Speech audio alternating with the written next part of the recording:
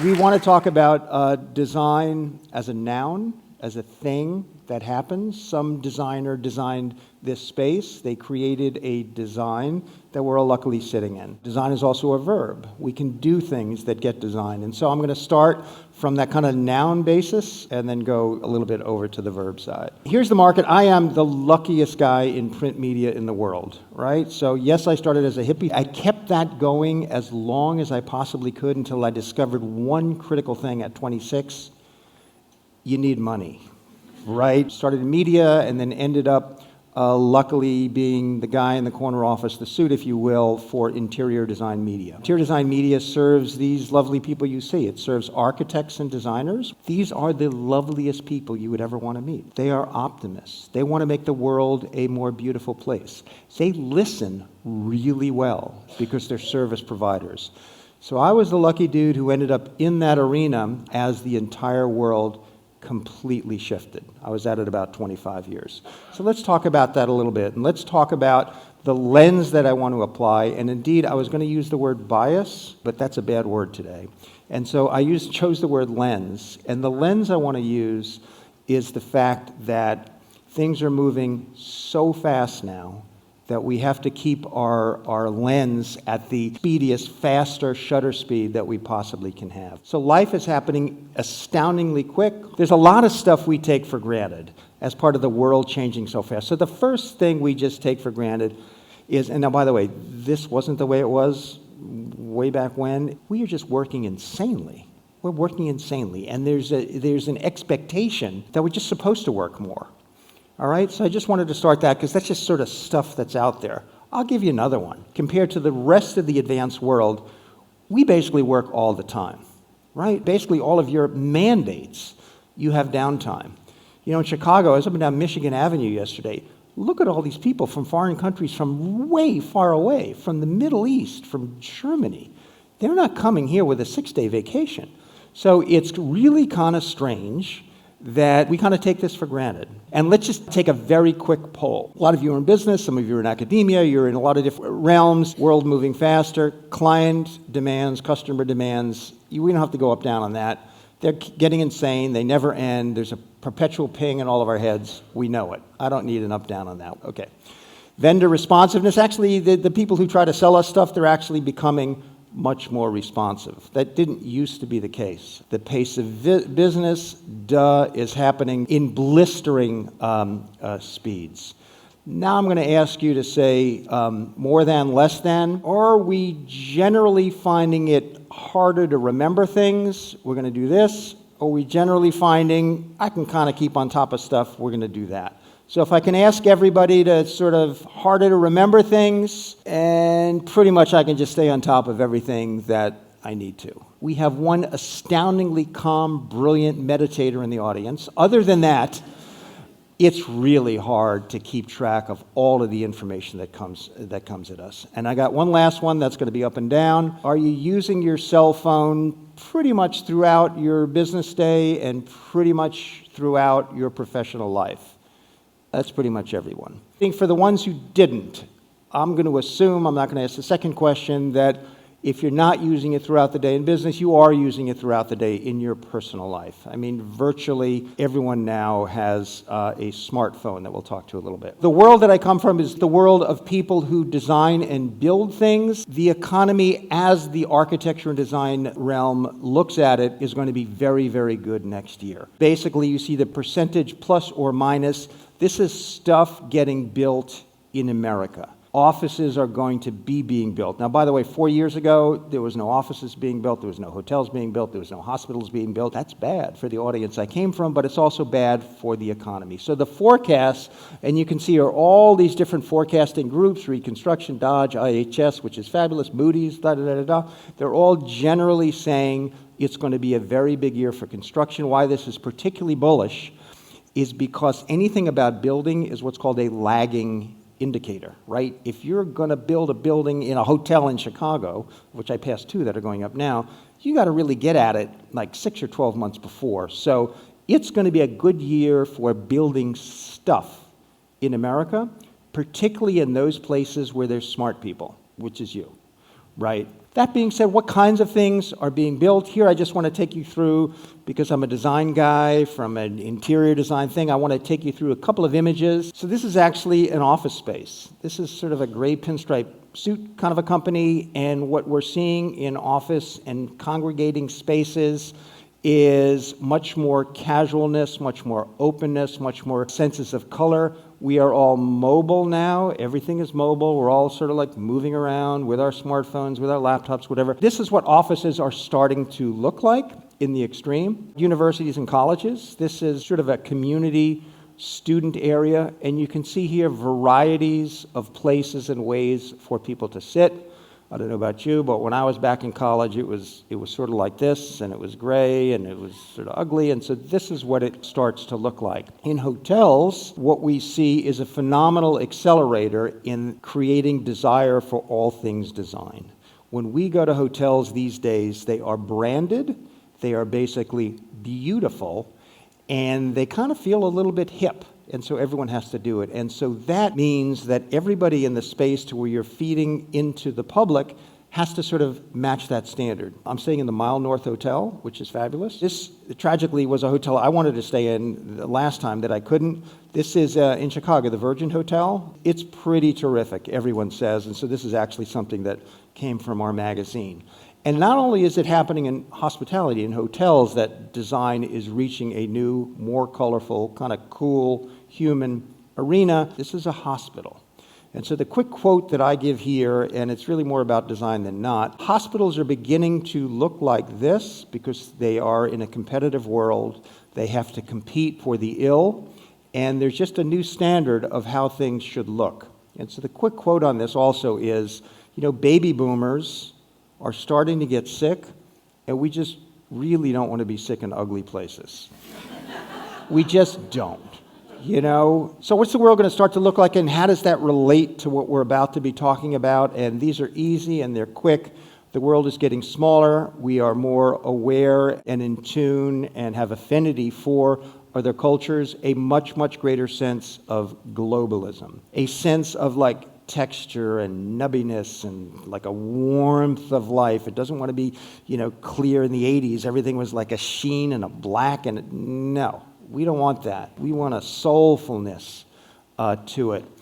Dusky classics? What the hell is that? I mean, what, really? There is a sense that things are a little maybe off kilter and too fast and too much, and we can't remember, and this is a sense, you're starting to see it. This you're seeing a lot now in fashion. This is nostalgia, really. I mean, we want a sense, honestly, of a world that never was, but of a world that's comforting and warm and nice and a little bit, off from what it used to be. And then the final image that I wanted to show you, this is how our world is beginning to look. So this is direct from the quarry, and that is sort of a literal sense of kind of earthiness. Right? A sense of rocks, of structure, of stuff that comes from the earth. I don't know if any of you walk on Michigan Avenue and Oak Street Beach there, and you just kind of look at the stuff that's coming out of the sea. That earthiness, and it includes the shells and the little stones you're going to start to see, is what design is going to start to represent. So the world is basically, short version, it's redesigned.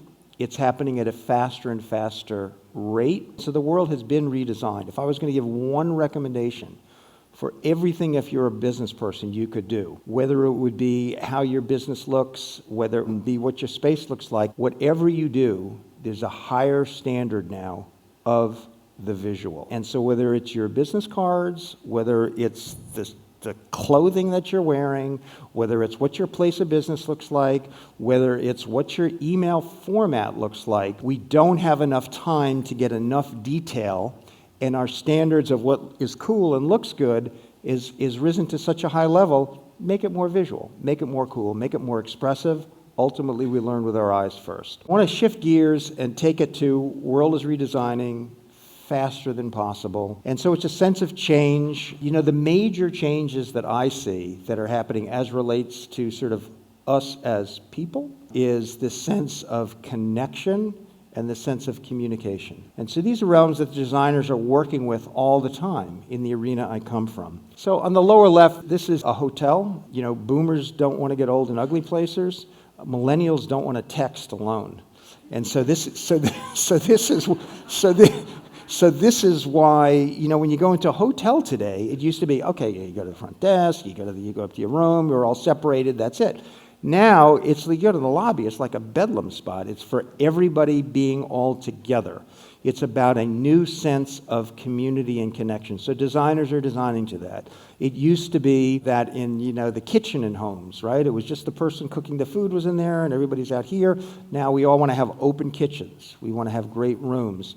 And so there's a sense that designers are reacting to a separateness that's starting to be created and want to create more open and more social space. Speaking of social space and that aspect of connection, I wanted to look at some things that are really typically outside the realm of just physical design, but hopefully they'll make sense to you. What does it mean to be social in an arena where 73% of virtually everybody in this room has some kind of a social profile? You've got LinkedIn, you've got Instagram, you've got Facebook, you've got all of the above. So that's a new way to be social. And speaking of, we don't even realize how quickly things are moving. I'm not going to ask a general question. Zuckerberg came up with this Facebook thing. Maybe, it started 10 years ago. That's pretty quick to have 1.5 billion people in the world looking at it every day. And so this is a profoundly more powerful sense of connection. 160 million people look at it daily. 30% of people say that they break the law and maybe break their necks by looking at it, while they're driving. 20% of people from 18 to 34 look at their cell phone while having sex. I'm just saying, something different is happening here. Something different is happening. Something is being left out. We could just put it that way. We're not in Kansas anymore. These things are powerful. I asked you all about your cell phones. Pretty much everyone was like this. I'm like this. Let me take out my beloved Apple device here. So how many times average do we think we look at this a day? So the average is, and please don't count, I had to do that to give this presentation, and I figured out it was right because I'm a numbers guy. It's about 150 times a day. 150 times a day. And so what does that mean? It's a fabulous device. What it's starting to do is radically change that sense of connection that we have to ourselves and to others, because we are looking at this more than we're looking in people's eyes. Okay? This, by the way, I have no prescription to say that this is going the other way. This is just the new world we are in. The drones are coming. The iPhone is our closest personal relation we have, and will, by the way, continue to be. I will, however, get us out of this conundrum. Don't worry about it. Here is the recent ad on the iPhone. And the recent ad is, and this is to me my best example, and it's an iPhone, there's other smartphones out there. Virtually everyone has a smartphone now. A smartphone is an external brain. So we have this brain going, and now I have an external brain. And that changes how we connect, that changes how we communicate. And it not only changes it, but back to remember my lens that I was using, that fast shutter speed? Here's the tagline on the new, this was in the Tribune, this was in the Times, this was in the Journal. The only thing that's changed, this is on the new one, that's just breaking all the records, is everything. So this is the world's most successful consumer product. This is a product that has really created more cultural change than the automobile, when the automobile came out. There were 20 million of these things in use 3 years ago, 20 million. 3 years later, there's 100 million of them. There's 100 million of them in daily use in America. This is an unprecedented change that comes and relates to absolutely everything that is everywhere.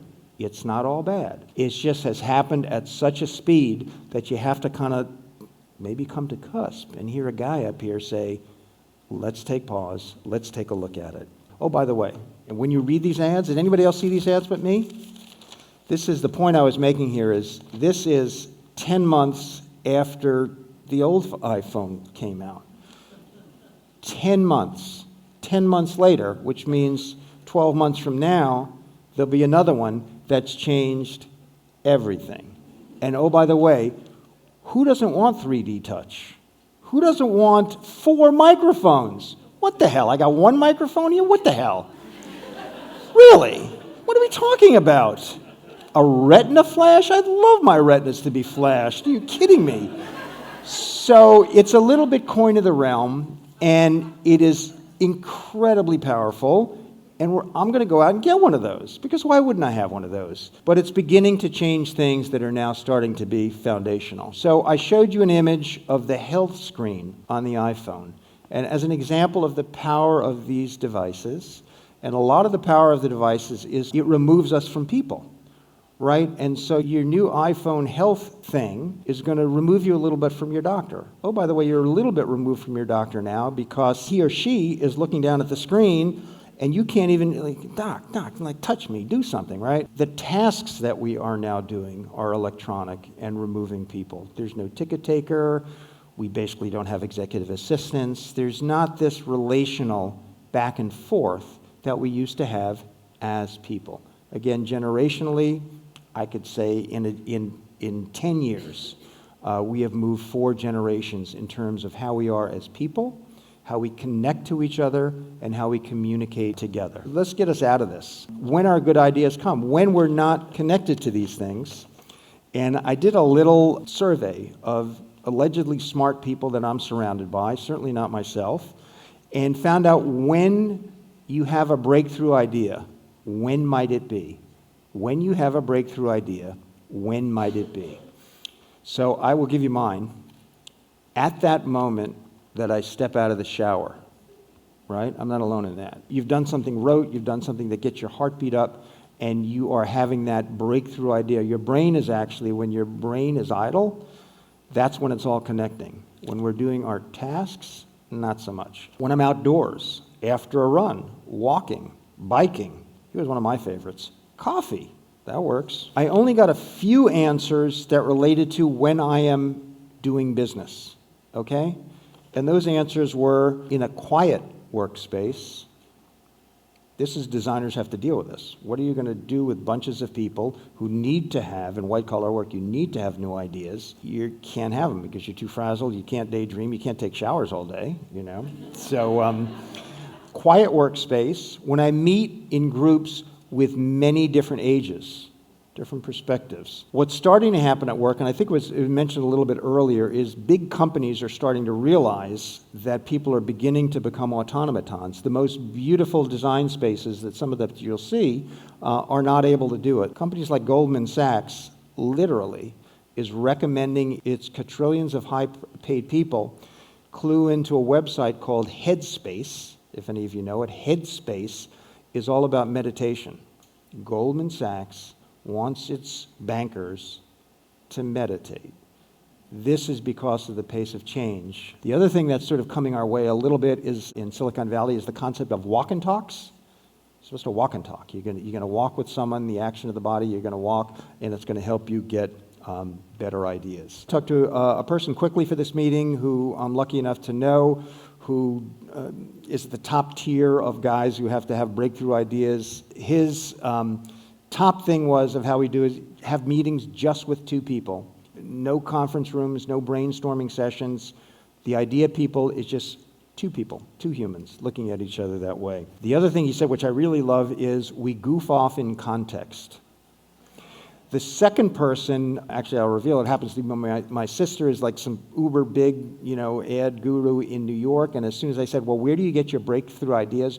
Her immediate thing was never in the office, never at my desk. They come in white space. So the paradox of all this communication and all this connection and communication is that the more of it we have, the more we're tied to our phones, the more that designers have to react to build spaces for us, the less connected we really are, and the less connection that's actually happening. So let me get us all out of this. There's actually a piece of paper. I'm going to leave you with a piece of paper. It doesn't say anything on it, amazingly. That's sort of under your chairs. Actually says a couple things on it, including my email. What I'm going to recommend is coming up with a completely new concept, and that new concept is designing for one.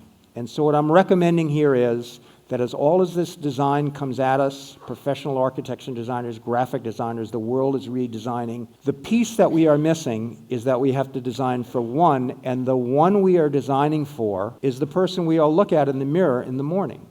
That's the person we have to start designing for. And so how would we do that? We have to do that from the inside out. We have to do that from within us. And whether it's Goldman Sachs's You've Got to Meditate, or whether it's walks, or whether it's whatever it is, what I want you to write, and it's between you and you on the piece of paper, if you were going to have a design project, and you had to not design this auditorium, you had to design you to be more connected to you, right? What would the start of that design project be? How about the concept of unitasking? That's pretty cool. Not multitasking, you get that dopamine loop, right? You get that, I'm so excited that I have something to do. And then you get the anxiety, then you get the cortisol, and then you're sort of like going like this. And so maybe unitasking. I don't want to tell you what your design project should be. I'll just throw out a couple of mine, actually. So there's a concept called ecotherapy, and that's where you see the doctor, and there's something going on, and the doctor actually looks at you, and they write a prescription, and the prescription is, go take a walk starting at Oak Street Beach, and then walk up to Division, and then walk back. That's your prescription, a walk in nature. And so some concept out of the routine, you see where breakthrough ideas come from, and you could design just for yourself. Pay yourself well, because designers like to be paid well as clients. And with that, I thank you very much.